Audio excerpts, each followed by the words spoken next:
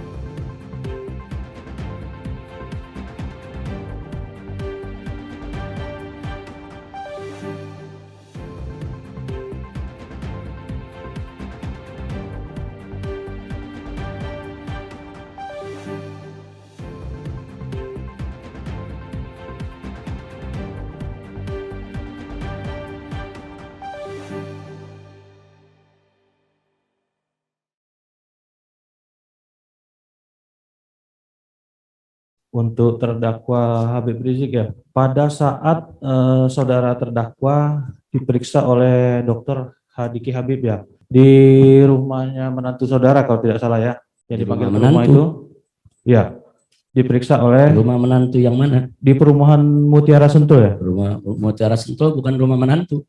Oh iya, oke. Iya. Di Mutiara Sentul tuh setelah Di rumah pemeriksaan di perumahan Mutiara Sentul, ya. di Mutiara Sentul. Tapi saya koreksi, bukan rumah menantu. Oke.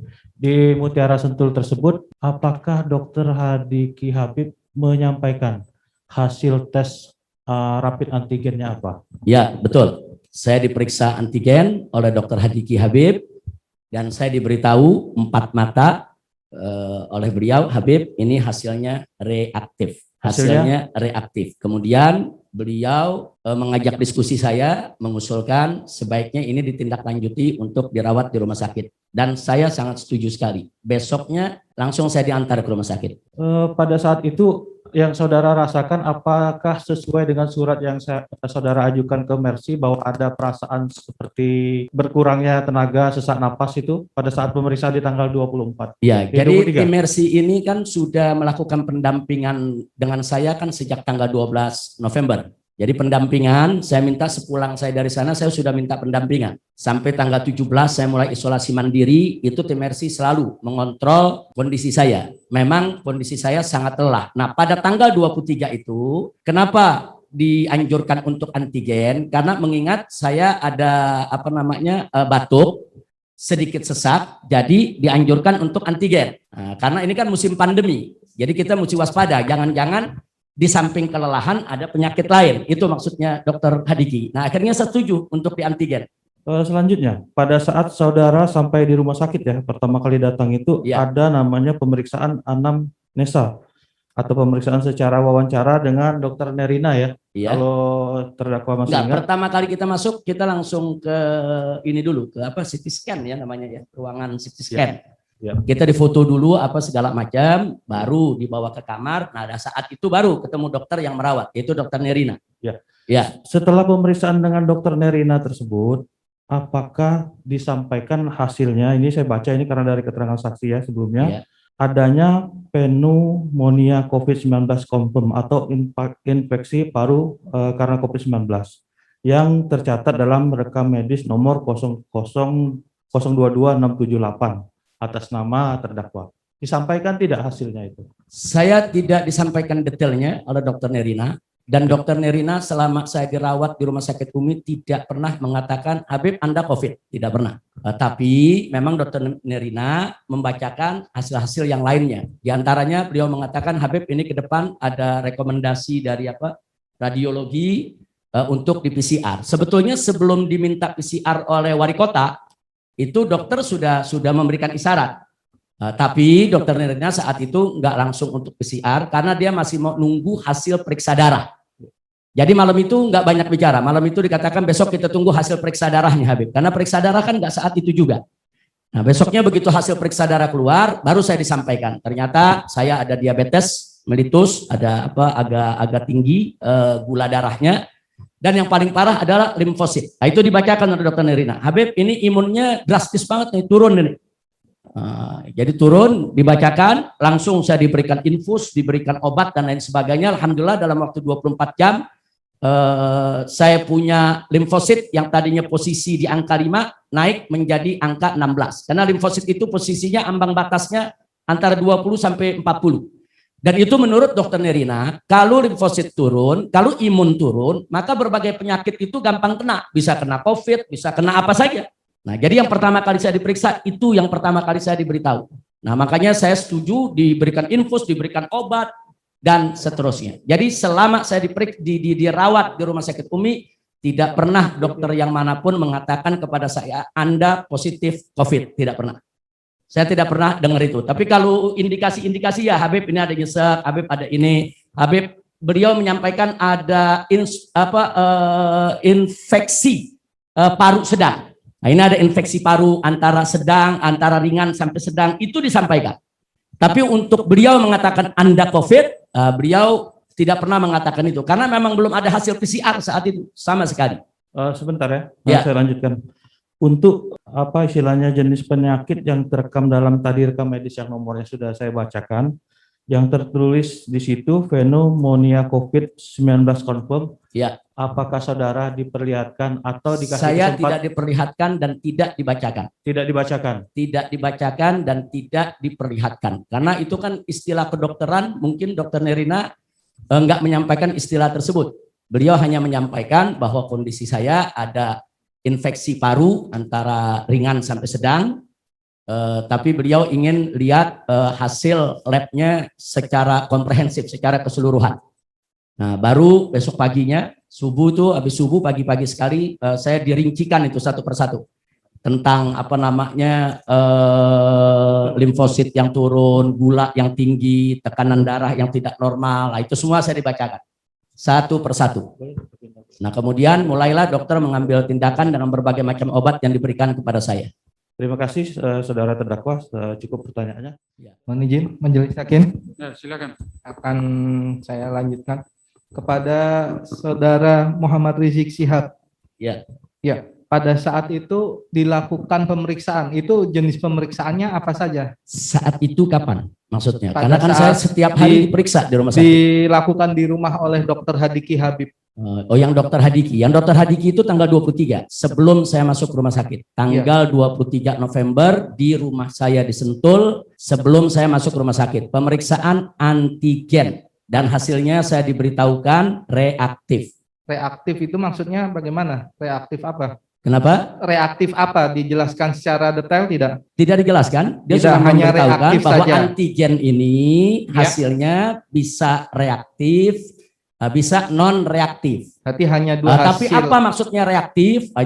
Itu dijelaskan, cuman itu istilah kedokteran yang bukan bidang saya untuk menjelaskan. Mungkin nanti dokter Andi Tatat yang bisa menjelaskan. Okay. Yang jelas kalau dikatakan reaktif itu bisa dikategorikan suspek, bukan confirm. Suspek ya. Nah, bisa dikatakan suspek. Tapi wallahu a'lam, yang saya tahu saya reaktif, itu aja. Oke. Kemudian setelah itu malam hari itu juga dirujuk ke rumah sakit Umi. Malam hari itu juga tidak, tanggal 24-nya. Saya 24. sudah katakan berkali-kali tadi. Tanggal 23 saya diperiksa antigen, hasilnya reaktif. Tanggal 24 malam baru saya diantar ke rumah sakit. Diantar di rumah sakit. Di rumah sakit itu dilakukan pemeriksaan atau screening lagi? Di rumah sakit kita ada pemeriksaan CT scan namanya ya, radiologi itu, CT scan, radiologi, kemudian dibawa ke ruang rawat. Nah, di atas baru ada pemeriksaan wawancara oleh dokter. Jadi dokter tanya apa yang dirasa, itu biasa dokter menanyakan itu semua. Nah, dari hasil pertanyaan dan seterusnya itu disampaikan oleh dokter yang merawat saya, dokter Nerina. Pada saat itu apakah langsung dirujuk ke lantai 5 atau di IGD dulu? Enggak langsung, ya pertama ke IGD dulu, ke IGD, kemudian ke ruang CT scan, kemudian langsung dibawa ke ruang rawat, maksudnya ke kamar, ke atas. Ya. Majelis hakim yang mulia, jangan lupa tadi kami minta dicatat bahwa film yang ditayangkan oleh TV Kompas tadi itu editan, tidak di satu tempat.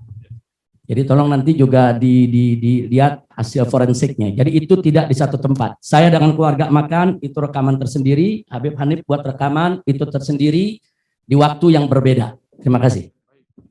Sebagai tambahan, betul Majelis Hakim, pada saat sidang saya berikut para penasehat hukum menolak kesaksian ahli forensik, bukan karena menolak keahliannya, tapi menolak karena yang bersangkutan adalah bertugas di kepolisian. Jadi waktu itu memang kita menolak, sehingga independensi daripada pendapat ahli kami tidak bisa terima. Itu aja yang sudah kita sampaikan. Terima kasih Majelis Hakim.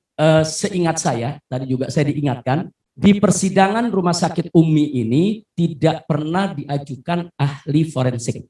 Yang diajukan seingat saya di persidangan yang lain, Majelis Hakim. Di persidangan kerumunan Megamendung dan persidangan kerumunan Petamburan. Yang memang pada saat kerumunan Petamburan dan kerumunan Megamendung, saksi tersebut kami tolak karena seorang polisi. Jadi kami meragukan independensinya. Nah, saksi yang sama itu ada di BAP memang, tapi tidak pernah diajukan oleh jaksa penuntut umum di sidang ini. Karena itu kami tolak. Yang tidak diajukan ke persidangan ini kami tolak untuk dijadikan sebagai ahli ataupun barang buktinya. Terima kasih Majelis Hakim. Karena tidak pernah hadir Majelis Hakim. Tidak hadir dan karena polisi tidak independen. Iya, bicara alasannya. Sekaligus filmnya juga ada editan. Mohon izin Majelis Hakim yang mulia, terima kasih. Ada penasehat hukum. Saya perlu sampaikan bahwa rekaman yang saya buat itu semata-mata merupakan rekaman testimoni. Penghargaan apresiasi kepada Rumah Sakit Umi dan seluruh dokter, perawat serta manajemennya. Itu yang pertama ingin saya sampaikan. Jadi itu memang kita buat sekaligus untuk mempertegas dalam rangka meredam keresahan. Karena kan sudah diredam oleh Dr. Andi Tatat, sudah diredam oleh Habib Hanif, tapi masih adalah percikan-percikan keresahan. Nah karena itu dengan tampilnya saya, berarti kan dengan tampilnya saya kan berarti saya yang punya diri. Nah saya berharap bisa lebih meredam terhadap hoax-hoax tadi. Itu yang pertama yang ingin saya jawab. Yang kedua, saya ingin mempertegas bahwa Habib Hanif, karena tadi ada pertanyaan jaksa yang cukup mencecar Habib Hanif soal kompetensinya, ada apa bicara tentang kesehatan saya perlu sampaikan bahwa Habib Hanif ini minta izin kepada saya dan bertanya kepada saya, Abah bagaimana kondisinya? Saya jawab, alhamdulillah Abah semakin baik, sehat walafiat. Nah artinya seorang Habib Hanif untuk menyampaikan dalam rekaman bahwa saya ini sehat walafiat, itu nggak perlu kuliah di kedokteran. Nggak perlu jadi ahli medis dulu, nggak perlu punya kompetensi semacam itu. Karena yang dibicarakan oleh Habib Hanif bukan rekam medis. Kalau Habib Hanif bicara rekam medis, itu perlu kompetensi dan beliau tidak kompeten untuk itu. Tapi kalau untuk bicara, Abah sehat-sehat aja, ini nggak perlu jadi dokter, nggak perlu jadi ahli medis, nggak perlu lihat rekam medis. Nah, jadi saya ingin menegaskan bahwa Habib Hanif dengan izin saya untuk menyampaikan kepada para habaib, para ulama lewat rekaman dalam rangka untuk meredam, yaitu hoax-hoax yang beredar yang mengatakan saya kritis, parah, bahkan mati dan lain sebagainya. Jadi sekali lagi, apa yang disampaikan oleh Habib Hanif sangat kompeten untuk urusan itu, karena untuk menyampaikan ayah saya sehat-sehat saja, saya sudah bertanya, nggak perlu jadi dokter untuk bicara semacam itu. Nah itu yang saya sampaikan. Terima kasih. Jadi sekali lagi untuk meredam keresahan, dan alhamdulillah keresahan itu teredam betul. Apalagi begitu saya tampil di testimoni tadi, itu lebih artinya orang lihat, oh ya Habib Rizik ternyata sehat, tidak kritis, tidak pakai ventilator, itu lebih meredam. Terima kasih. Satu lagi pertanyaannya berkaitan dengan banyaknya karangan bunga di Rumah Sakit Umi. Yang pertama, apakah ini juga bagian yang saudara terdakwa ya bertiga menjadikan bentuk keresahan atas karangan-karangan bunga itu? Dan kemudian karangan-karangan bunga itu apakah saudara terdakwa tahu siapa pengirimnya? Itu saja pertanyaan, dua pertanyaan ya. Terima kasih. Jadi saya mau sampaikan bahwa karangan bunga saya tidak pernah tahu siapa yang mengirim, dari mana. Tapi yang jelas saya perlu sampaikan, karena tadi Habib Hanif juga sempat dicecar soal yang ditayangkan ada hoax tanggal 23 November. Tadi ada pertanyaan kenapa kok baru masuknya 24 November tapi 23 November sudah ada hoax. Apa ada yang bocorin? Nah, saya perlu sampaikan di sini Majelis Hakim, sebetulnya hoax itu bukan mulai tanggal 23 November. Dari mulai digelarnya yaitu pasca peringatan Maulid Nabi Muhammad SAW di Petamburan tanggal 14 November, itu serangan-serangan buzzer sudah banyak. Mengatakan Habib Rizik itu COVID, Habib Rizik itu sakit dan lain sebagainya. Bahkan sampai di Petamburan juga Kapolres Jakarta Pusat datang melakukan tracing dan lain sebagainya, yang alhamdulillah warga Petamburan ternyata semuanya dinyatakan non reaktif. Jadi sekali lagi teror itu sudah ada dari sebelum tanggal 23. Hanya barusan Habib Hanif menjabarkan mulai dari tanggal 23. Nah, kiriman bunga itu pun bagi saya itu juga merupakan teror. Artinya si pengirim bunga itu di dalam tulisan-tulisan yang ada di karangan bunga itu menyatakan saya positif COVID, saya positif COVID. Ini teror. Sementara saya belum ada hasil PCR dari rumah sakit, kok tiba-tiba ada karangan bunga dikirim puluhan karangan bunga dari pihak yang tidak jelas. Makanya saya sebut ini operasi karangan bunga untuk memperkuat opini yang dibangun oleh hoax bahwa saya memang positif COVID dan saya kritis dan saya parah. Jadi itu termasuk bagian daripada teror yang dikirim oleh mereka-mereka yang tidak jelas dari pihak mana. Terima kasih. Majelis Hakim yang mulia, kami melanjutkan pertanyaan bahwa dari proses persidangan itu kan terkait dengan dakwaan berita bohong yang memunculkan keonaran. Apakah para terdakwa tahu pernah ada demo atau paling tidak dengar yang terkait demo yang pernah terjadi pada waktu proses penanganan yang ada di Rumah Sakit Umi maupun pada waktu sudah pulang ke rumah Habib Rizik? Silakan kepada terdakwa. Baik, selama saya dirawat di Rumah Sakit Umi, selama dirawat, tidak ada berita kabar yang saya dengar ada demo di Kota Bogor. Nah, tapi pada saat saya pulang, tapi sudah lama sekali, tanggal 30 kalau nggak salah, ya, sekitar tanggal 30 November, ada segelintir orang, dan mereka sudah beri kesaksian di tempat ini, bahkan sudah minta maaf akan kehilafan mereka. Mereka melakukan demo di perumahan Sentul, tapi saya tidak tahu, pada saat mereka melakukan demo, saya tidak tahu. Kita satu komplek tuh aman-aman aja, karena kan ada security, nggak ada yang bisa masuk ke dalam. Jadi satu komplek perumahan aman, tenang, tidak terganggu dengan demo tadi. Dan kami memang tidak tahu kalau depan komplek itu ada demo.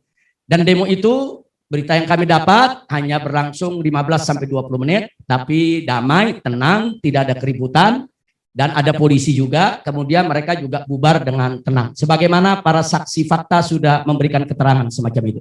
Jadi sekali lagi demo itu ya penyampaian pendapat dijamin oleh undang-undang, tidak ada masalah, tidak ada kerusuhan, tidak ada keonaran. Bohong itu kalau ada yang bilang keonaran. Dan itu pun di Sentul ya, artinya Kabupaten Bogor, bukan di Kota Bogor. Di Kota Bogor sama sekali tidak ada. Terima kasih. Untuk Habib Hanif. Terima kasih. Jadi hasil PCR itu kita dapat setelah saya keluar dari rumah sakit. Saya keluar di rumah sakit tanggal 28. Tes PCR itu di rumah sakit dilaksanakan tanggal 27 November. 28 November saya pulang. Tanggal 29 saya sempat dengar kabar-kabar kabar-kabar nggak jelas dari kawan-kawan tim Mercy. Katanya hasilnya ini diduga kuat, katanya positif apa. Maka itu saya minta Habib Hanif coba diperjelas hasilnya bagaimana. Nah, baru tanggal 30 kalau nggak salah ya, 30 November hari Senin ya. Nah, hari Senin Habib Hanif kembali kita minta hubungi tim Mercy, nah baru dikasih kabar resmi. Nah setelah itu kita terima juga laporan tertulisnya bahwa hasil PCR yang tanggal 27 November tersebut kami terima secara tertulis resmi pada tanggal 30 November bahwa saya positif COVID. Tapi di situ ada penjelasan dari tim Mercy bahwa karena saya sudah isolasi mandiri 2 minggu lebih, kan saya sudah isolasi mandiri waktu itu, sudah isolasi mandiri, sudah dirawat, sudah minum obat. Jadi posisi saya punya COVID itu sedang landing, menurun. Nah, jadi bagi mereka ini cukup nggak perlu dirawat di rumah sakit lagi, cukup isolasi mandirinya yang dilanjutkan sambil tetap diawasi oleh tim dokter Mercy, kemudian tetap diberikan obat dan alhamdulillah akhirnya sembuh total. untuk memastikan kembali untuk terdakwa Habib Rizik Syihab Ya. bahwa video dibuat sebelum hasil PCR keluar. Betul, video itu dibuat tanggal 28 November sebelum saya keluar dari rumah sakit. Dan tadi sudah dijelaskan oleh Habib Hanif, ini menarik sekali, bahwa tidak ada satu demo pun baik di Kota Bogor maupun Kabupaten Bogor, bahkan di seluruh Indonesia berkaitan dengan rekaman 3 tadi. Baik rekaman Habib Hanif yang ingin meredam keresahan, maupun wawancara Dr. Andi Tatat, begitu juga rekaman saya. Nah, kenapa tidak ada yang mendemo itu? Karena memang itu bukan kebohongan untuk membuat onar, itu adalah upaya menyampaikan apa yang kami rasa, apa yang kami tahu, supaya masyarakat tidak resah akibat hoax yang mengatakan saya kritis, parah, mati, dan lain sebagainya. Jadi tidak ada. Adapun yang tadi saya sampaikan ada demo sedikit 20 orang itu di perumahan Sentul, itu mereka demo karena mereka dengar kabar saya lari di rumah sakit. Habib Rizik kabur dari rumah sakit. Jadi mereka marah kenapa kok ada pasien kabur. Ini pasien kabur nanti bisa menularkan penyakit ke masyarakat. Itu yang membuat mereka demo. Jadi mereka demo bukan karena pernyataan rekaman, karena ada hoax. Jadi sekali lagi, hoax inilah sumber masalah. Hoax inilah yang menimbulkan keresahan, dan hoax inilah yang didemo oleh sekelompok masyarakat tadi. Terima kasih. Apa motivasi saudara dalam membuat video penjelasan tadi yang sudah diputarkan oleh jaksa tadi? Motivasinya yang pertama adalah mengapresiasi Rumah Sakit Umi yang telah bekerja keras dalam perawatan dan pengobatan saya. Itu nomor 1.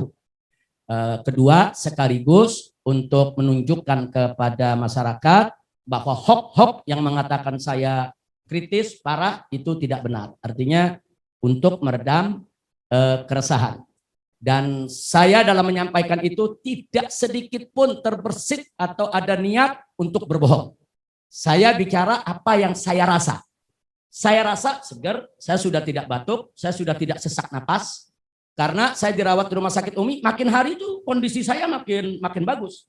Bahkan baru 2 hari kita dirawat, kita sudah bisa makan apa aja tanpa ada pantangan. Jadi saya bicara apa yang saya rasa. Nah, jadi kalau saya merasa saya sakit, saya bilang saya tidak sakit, jelas ngebohong.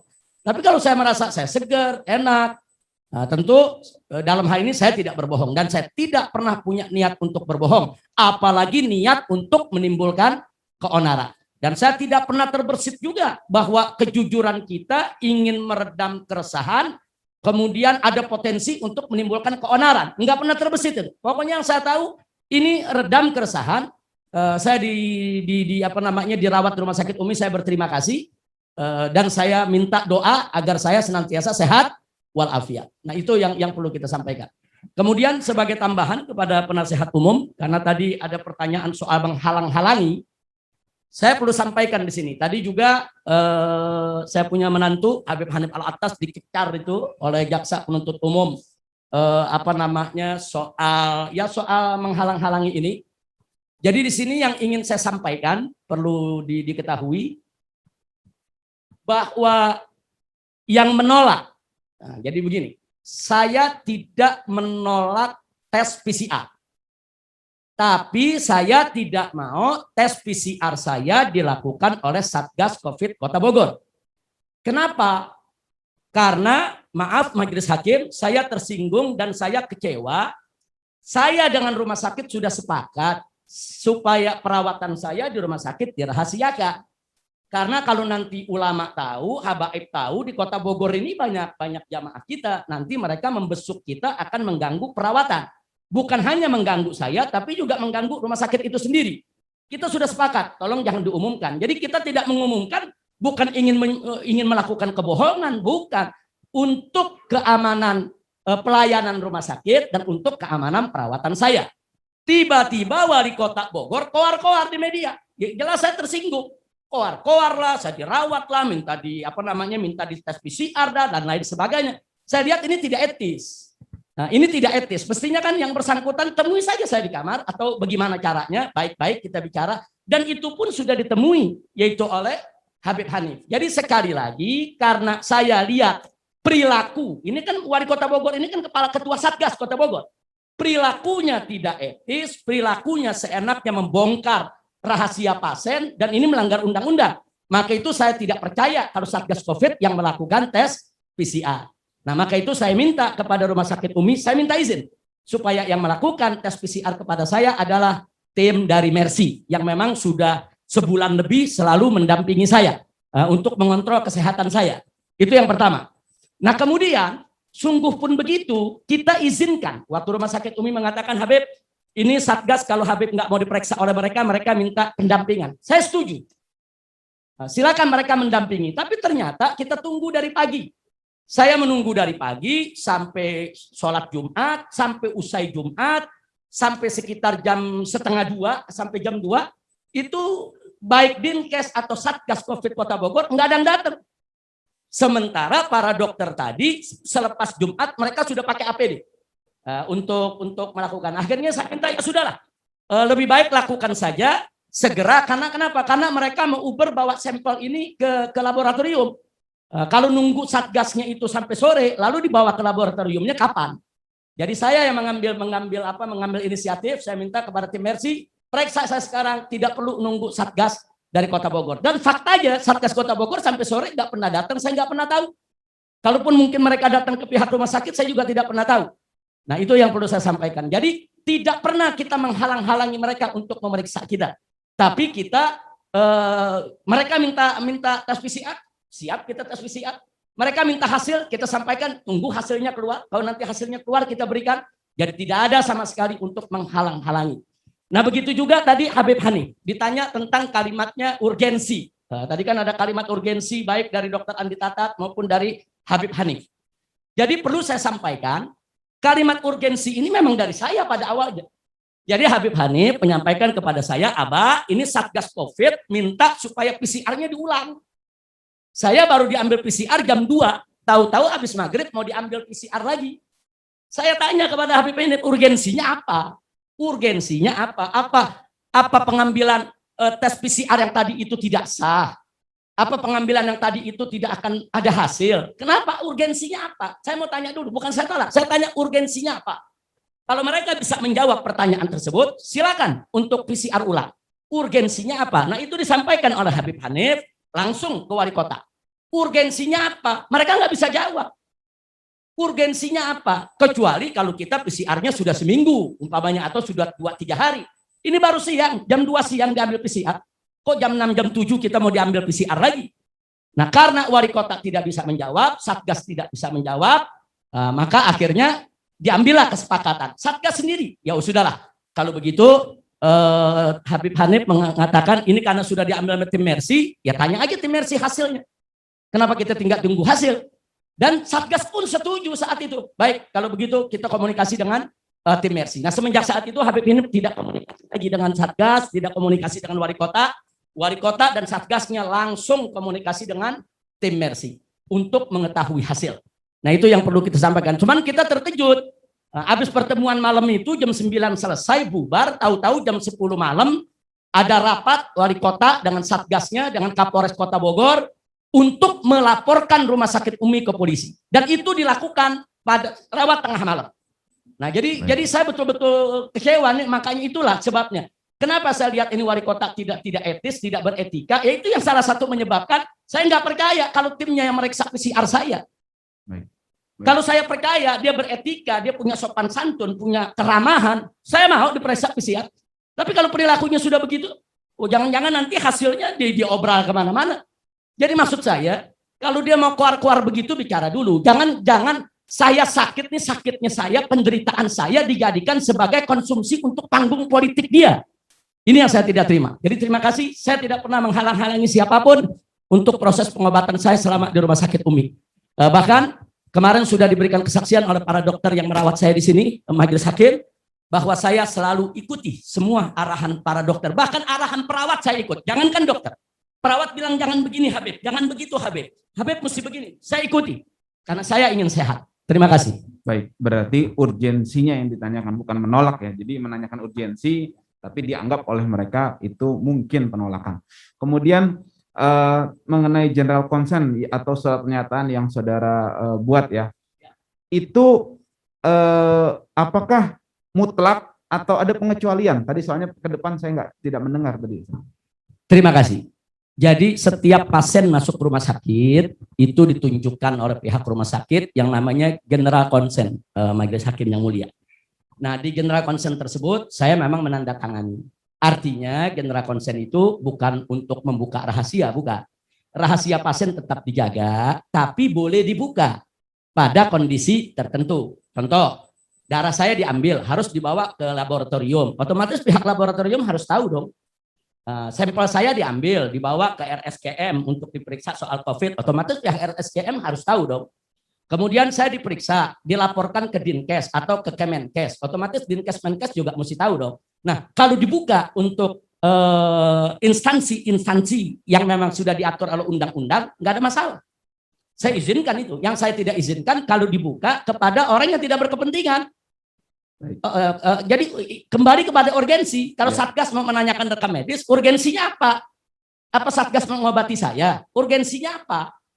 Nah, jadi sekali lagi itu yang dimaksud general consent, dan itu memang saya tanda tangani pada saat awal saya masuk. Baik. Dan begitu terakhir saya belum pulang, saya bikin surat pernyataan tertulis. Tadi ditunjukkan oleh jaksa penuntut umum dan saya akui itu suratnya. Nah, saya buat lagi di situ surat bahwa saya tidak mengizinkan siapapun dari pihak rumah sakit untuk mempublikasikan atau membuka, yaitu hasil lab, hasil PCR, dan lain sebagainya, tanpa izin saya. Kecuali kalau digunakan sebagaimana mestinya. Sebagaimana mestinya seperti tadi, lapor ke Dinkes, lapor ke Kemenkes, silakan. Tapi kalau lapor ke wali kota, urgensinya apa? Lapor ke Satgas, urgensinya apa? Lapor ke wartawan, urgensinya apa? Nah, jadi kalau nggak ada urgensi, saya tolak. Itu surat yang saya buat sebelum keluar dari rumah sakit. Terima kasih. Baik, berarti itu ada tidak mutlak ya, Tidak mutlak, betul. Itu tunduk pada aturan yang ada ya. Betul. Nanti Dokter Andi Tatat lebih bisa menjelaskan tentang general consent karena bidangnya. Baik, terakhir, ketika saudara terdakwa membuat video itu, apakah setelah itu kembali sakit, kemudian tidur tidak bisa bangun, atau tetap sehat sebagaimana tadi di video itu kelihatan sangat bugar, kemudian lagi makan tuh, apakah itu settingan atau memang apa adanya? Justru setelah saya keluar dari rumah sakit Umi, kondisi saya semakin hari semakin membaik. Walaupun pada hari Senin sudah ada hasil PCR, kalau saya positif COVID, itu kan positif COVID kan hasil pemeriksaan tanggal 27. Tapi tanggal 30 itu saya sudah merasakan luar biasa.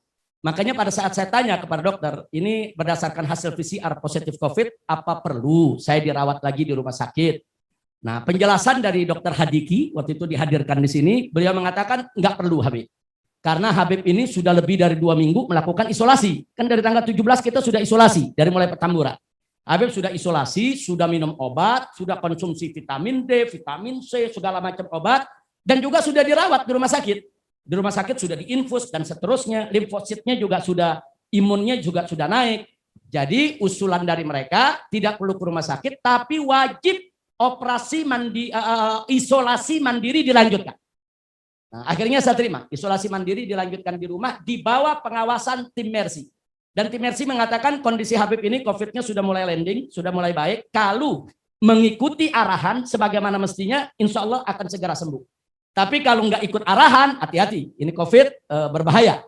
Akhirnya saya ikuti arahan, betul-betul saya ikuti. Dan alhamdulillah, hanya dalam waktu yang singkat, saya betul-betul sehat. Artinya, sepulang dari rumah sakit Umi sampai hari ini, alhamdulillah, yaitu saya sehat walafiat, tidak ada indikasi kena COVID lagi, tidak ada. Bahkan waktu itu setiap sidang di sini, Majelis Hakim yang mulia, kami selalu diperiksa di bawah. Ada pemeriksaan. Jadi kalau positif kan nggak boleh masuk ke ruang sidang. Nah, jadi udah puluhan kali udah diperiksa dan hasilnya alhamdulillah selalu negatif. Terima kasih. Baik, berarti tidak pura-pura atau settingan setelah itu tetap memang sehat. Betul-betul saya merasa segar dan alhamdulillah semakin hari semakin segar. Baik. Jadi bukan action sinetron itu. Baik, terima kasih.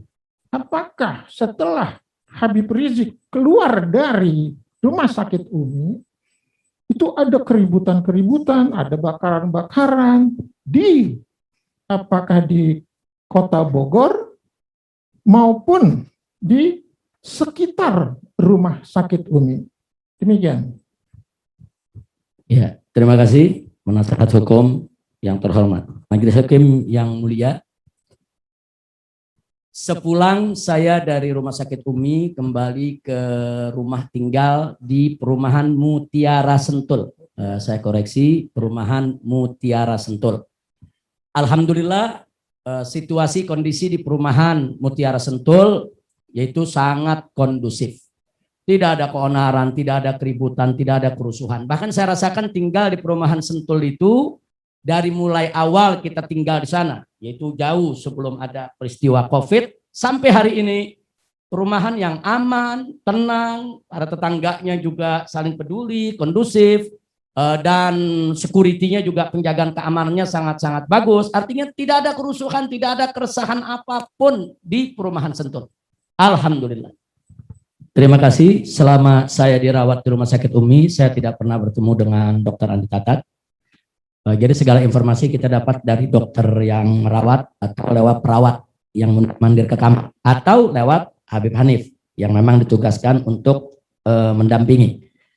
Nah, kemudian sehingga saya juga tidak pernah duduk bersama-sama baik itu dengan wali kota, musyawarah apa, karena saya sedang dalam perawatan. Tapi yang saya dengar laporan dari Habib Hanif bahwa tidak ada satupun dari pihak manajemen rumah sakit atau dokter yang menghalang-halangi apa-apa yang diminta oleh Satgas. Walaupun tadi Dr. Andi Tatat mengatakan sesuai keterangan ahli bahwa Satgas itu tidak punya hak untuk meminta rekam medis dan lain sebagainya, tapi sungguh pun begitu Rumah Sakit Umi yang saya dengar dari keterangan laporan Habib Hanif ketika itu, saat itu, bahwa Rumah Sakit Umi sangat welcome melayani mereka. Walaupun sebetulnya mereka tidak berhak.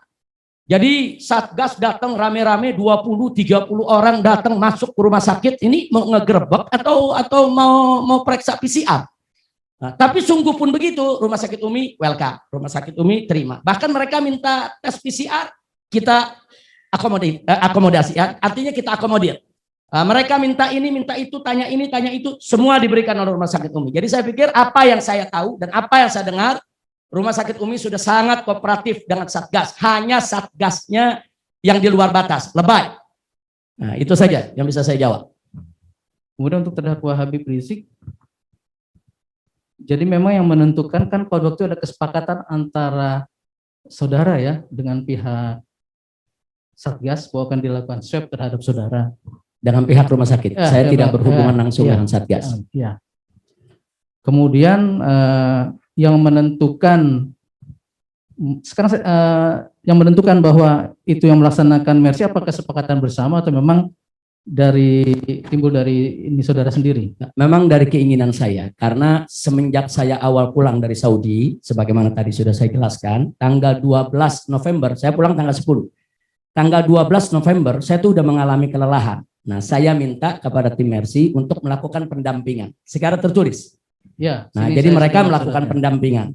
Nah, pendampingan itu ya sekalian pemeriksaan, pengawasan. Nah, sampai pada tanggal 17 pasca saya merayakan menikahkan anak, merayakan Maulid. Tanggal 17 itu saya dapat clearance kesehatan dari Cengkareng yang memang meminta saya untuk isolasi mandiri. Nah, maka itu lagi-lagi tim Mercy inilah yang membimbing saya untuk melakukan isolasi. Jadi sekali lagi bahwa saya memang kalau dalam hal-hal soal terkait kesehatan selalu konsultasi dengan tim Mercy. Tapi itu memang keinginan saya. Cuman kalau keinginan saya tersebut melanggar, itu biasanya diberitahu, oh ini nggak boleh Habib, yang ini boleh, begitu. Jadi memang saya yang menginginkan supaya pemeriksaan PCR saya itu dilakukan oleh tim Mercy. Dan sebagai tambahan Majelis Hakim, pada saat saya diperiksa PCR tanggal 27 itu, kondisi saya segar bugar yang saya rasakan. Karena dari malam Jumatnya kan tadi sudah ditayangkan. Malam Jumat itu kan saya udah makan-makan itu bersama keluarga itu. Nah, malam Jumat saya udah makan-makan bersama keluarga. Nah, jadi besoknya hari Jumatnya setelah sholat Jumat baru diambil PCR. Jadi pada saat PCR itu diambil, kondisi saya yang saya rasakan, saya segar, saya enak, tapi saya setuju PCR supaya ada kepastian saya COVID atau tidak. Nah, jadi untuk memastikan aja. Nah, begitu ada kepastian saya COVID tanggal 30 Novembernya, saya lanjut isolasi mandiri lagi sampai saya sembuh total. Dan itu pun isolasi mandirinya diawasi oleh tim Mercy. Salah satu keterangan saksi itu menyatakan bahwa dia pada saat memeriksa terdakwa Habib Rizik, ya, itu menggunakan APD lengkap. pertanyaan saya, dia melakukan pemeriksaan itu di rumahkah atau pada saat di rumah sakit UMNI? Silakan. Terima kasih Majelis Hakim. Setahu saya, yang saya diberitahu oleh pihak rumah sakit, karena saya antigennya kan reaktif. Iya. Maka walaupun belum positif COVID, tapi reaktif saja itu dianggap suspek atau probable. Baik. Iya. Saya tengahi. Ya, saya tanyanya Enggak, ini begini. yang saya mau jawab. Jadi karena saya reaktif waktu masuk ke sana, Iya. sehingga perawat-perawat maupun dokter yang masuk ke kamar saya harus pakai Pakai APD. Iya, betul. Baik, itu betul. Betul. Jadi setiap perawat, dokter semua masuk. Iya. Makanya SOP-nya. hanya sebagai pendamping saya nggak izinkan untuk ada di kamar saya kecuali darurat. Baik.